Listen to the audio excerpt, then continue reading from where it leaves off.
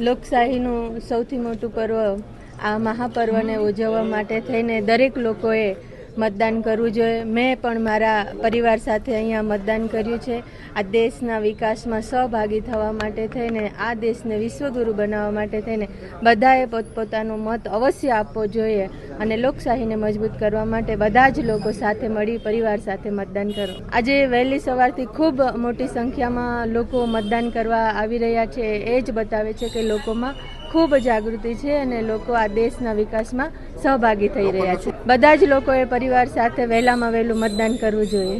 સાંજ સમાચાર ફેસબુક પેજને લાઇક કરો, વિડીયો શેર કરો અને વધુ વિગતવાર સમાચાર માટે sanssamachar.net વિઝિટ કરો.